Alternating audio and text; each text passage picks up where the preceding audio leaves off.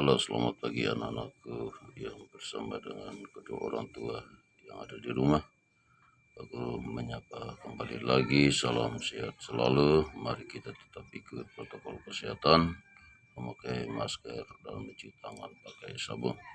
Nah, anak-anakku, hari ini hari Jumat, tanggal 9 Oktober tahun 2020. Kita akan belajar bersama mata pelajaran matematika, yaitu pembahasan lanjutan, yaitu materinya tentang perbandingan. Nah, anak-anakku, yang Pak Guru akan menjelaskan materi pada hari ini, yaitu menyangkut perbandingan ini ada 3 poin. Yang pertama adalah kita menuliskan bentuk perbandingan. Yang kedua adalah bentuk perbandingan. Yang ketiga adalah operasi hitung perbandingan.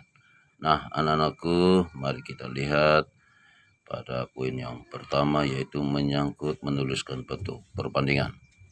Kita lihat A titik 2 B sama dengan A per B. Jadi diingatkan untuk anak-anakku, kalau ada simbol titik 2 itu, kalau kita belajar di pelajaran matematika, istilahnya itu kita baca A dibandingkan dengan B sama dengan A per B. Itu yang sedikit Pak Guru kasih ingatkan untuk anak-anakku. Itu yang pertama. Poin yang kedua yaitu menyangkut bentuk perbandingan. Nah, anak-anakku, dalam kita mengerjakan nilai dalam satu perbandingan itu ada 2, yaitu perbandingan senilai dan perbandingan berbalik nilai. Nanti ada contoh yang Pak Guru akan kasih berupa materi. Nanti anakku bisa mencatat dalam buku catatan matematika sebagai konsep dasar untuk anak-anakku bisa mengetahui dan mempelajari. Poin yang ketiga adalah menyangkut operasi hitung perbandingan.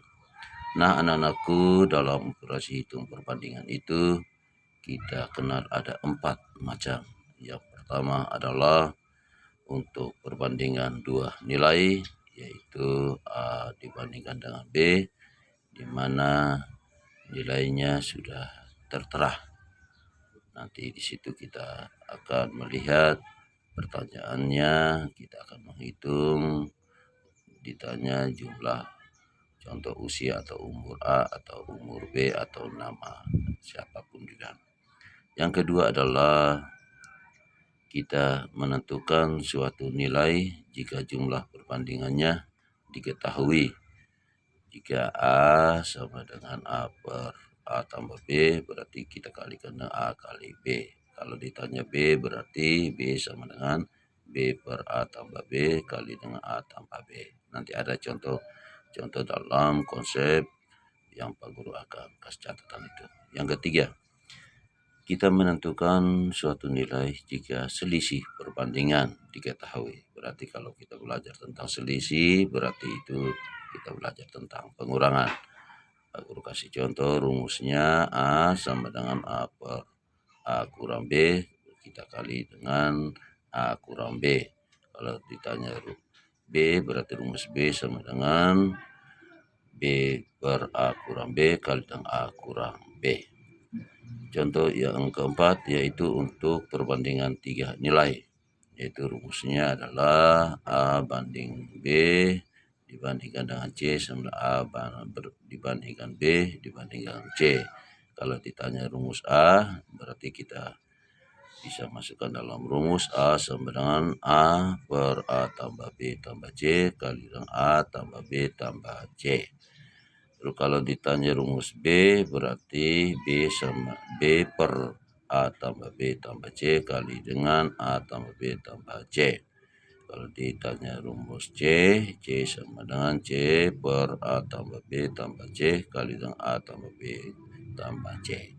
Nanti anakku, dengan materi pembelajaran perbandingan ini, karena itu banyak menyangkut soal-soal, jadi kita lihat di halaman buku anakku matematika di halaman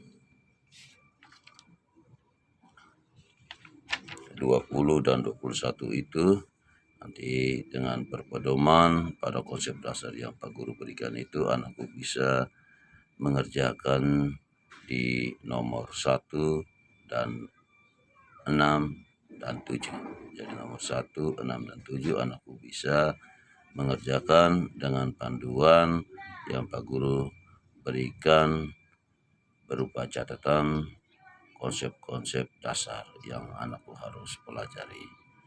Akhirnya dari Pak Guru mengucapkan jangan lupa tetap kita menjaga kesehatan yang baik. Tuhan memberkati kita. Salam sehat, selamat pagi.